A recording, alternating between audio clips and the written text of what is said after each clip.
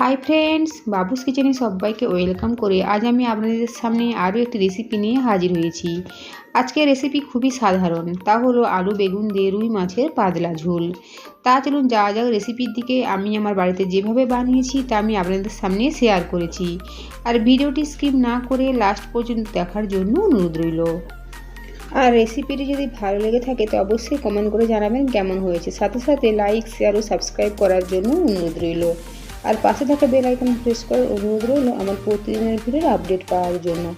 মাছের ঝোল বানানোর জন্য সবার প্রথমে একটা মশলার মিশ্রণ বানিয়ে নেব। তাই একটা বাটির মধ্যে নিয়েছি 1 চামচ আদা বাটা, দেবো 1 চামচ জিরের গুঁড়ো, দেবো 1/2 চামচ ধনের গুঁড়ো, দেবো প্রয়োজন মতো হলুদের গুঁড়ো, আর দেবো কাশ্মীরি লাল লঙ্কার গুঁড়ো।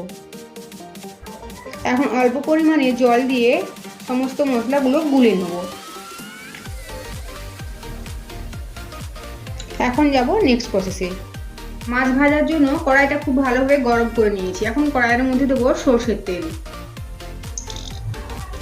তেল খুব ভালোভাবে গরম হয়ে গেছে। এখন গ্যাসের ফ্লেম কমিয়ে দেবো আর কড়াইতে দেবো রুই মাছের চাল পিস। গ্যাসের ফ্লেম লো টু মিডিয়ামে রেখে মাছের পিসগুলো এপিট ওপিট উল্টে হালকা লাল করে ভেজে নেব। মাছের পিসগুলো ভেজে নিয়েছি, এখন তুলে নেব। এখন এই তেলের মধ্যে দেবো লম্বা করে কেটে নেওয়া আলু,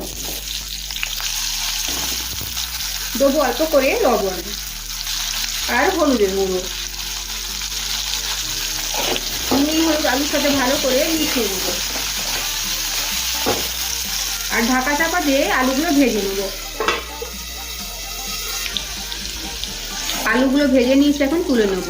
আর ঢাকা চাপা দিয়ে ভাজার ফলে আলুগুলো অনেকখানি সেদ্ধও হয়ে গিয়েছে। এখন এই তেলের মধ্যে দেবো কেটে রাখা বেগুন। ঠিক একইভাবে বেগুনের মধ্যেও দেবো অল্প পরিমাণে লবণ আর দেবো অল্প করে হলুদের গুঁড়ো। সব কিছু ভালো করে মিশিয়ে নেবো। আর নুন আর হলুদ বেগুনের সাথে খুব ভালো করে মিশিয়ে নিয়েছি। এখন ঢাকা চাপা দিয়ে বেগুন ভেজে নেব। বেগুনগুলো ভেজে নিয়েছি, এখন তুলে নেব।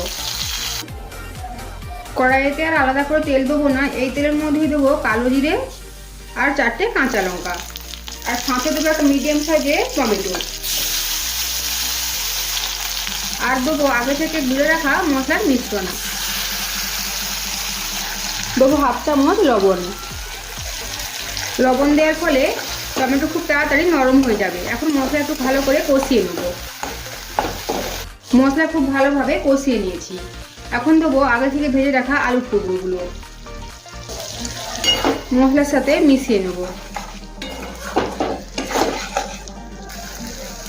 প্রায় 2 মিনিট সময় নিয়ে আলু মশলার সাথে একটু কষিয়ে নিয়েছি।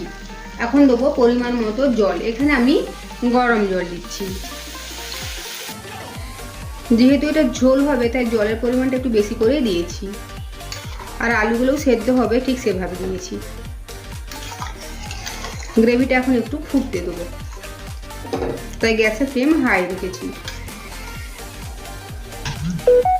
এই অবস্থায় লবণ দেবো না, কারণ লবণ আলু ভাজার সময় দেওয়া ছিল, বেগুন ভাজার সময় দেওয়া ছিল আর মশলা কষানোর সময় লবণ দেওয়া ছিল। তাই লবণটা টেস্ট করে লবণ দেবো পরে।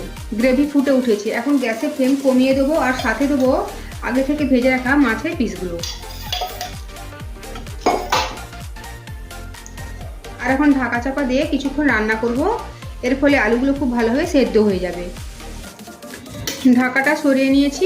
আলু খুব ভালোভাবে সেদ্ধ হয়ে গিয়েছে। লবণ কম রয়েছে তাই দেবো স্বাদ মতো লবণ।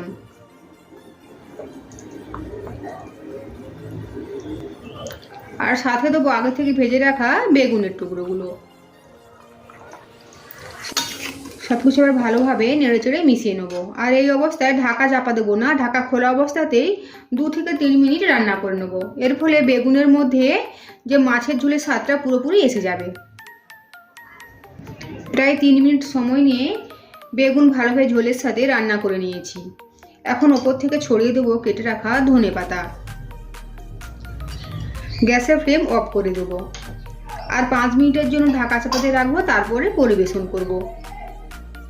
তৈরি হয়ে গিয়েছে আলু বেগুন দিয়ে রুই মাছের পাতলা ঝোল। গরম গরম ভাতের সাথে পরিবেশন করব। আর ভিডিওটি লাস্ট পর্যন্ত দেখার জন্য আপনাদেরকে অনেক ধন্যবাদ।